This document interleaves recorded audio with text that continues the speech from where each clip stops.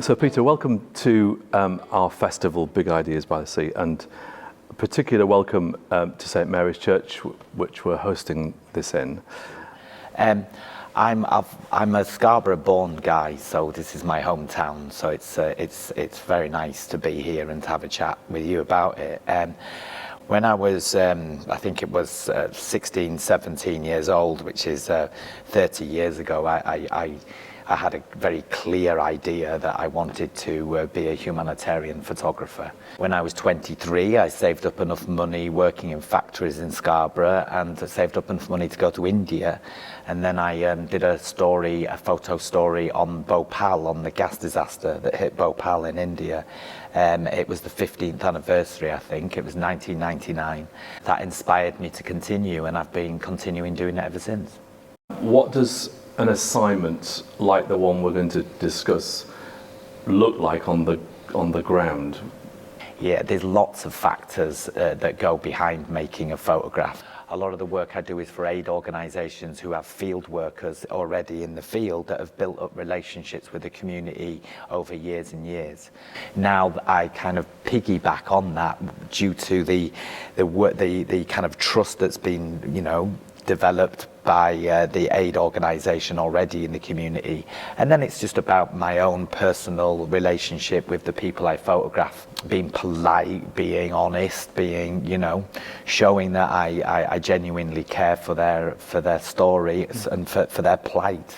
So to me, it's a great honour. It's a great privilege. There's not one time in my entire 23-year career when I've not thought that every single day that I photograph.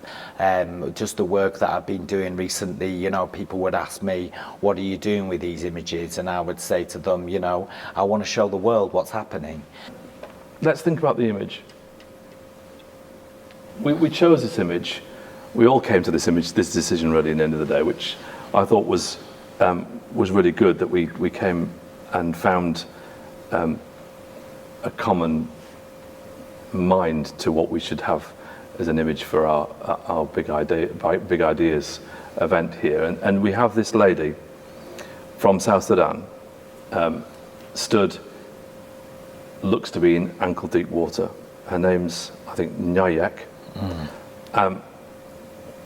Describe the circumstances around taking this image for us. Now, to the right-hand side of the image is a school, and it is a classroom that is there. That was actually the first place that we walked into when we arrived and did an initial recce.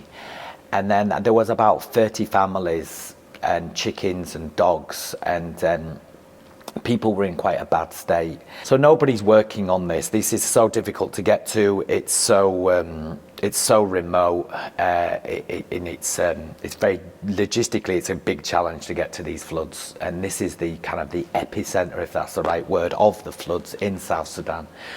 And nobody's talking about it, and nobody's documenting it. And so we talk a lot about my own sense of responsibility. Well, that was definitely a moment when I felt that huge responsibility that I have to do the best job possible.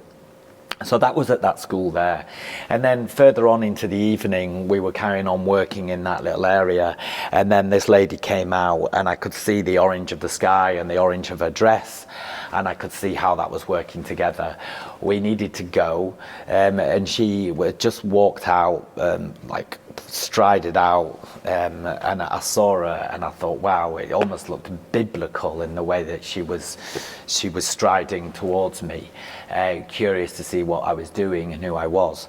And then I photographed her, and then she only had a minute because she had to get back to the classroom, otherwise she would lose her place. And then she would have to sleep outside on some old rickety beds that were in the floods.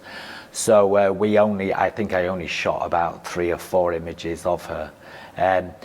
But immediately, as soon as I saw her walking towards me, I could see that look on her face, and I could see that she offered exactly what I was looking for, which was dignity, which was a sense of strength with the community. These communities that are affected by the floods, they don't want to leave, they don't want to run away. So there's a sense of belonging there. There's a sense of power that she is confronting me and the viewer. And she's confronting us, and she's asking, look at this situation. Are you just going to sit back and let this happen?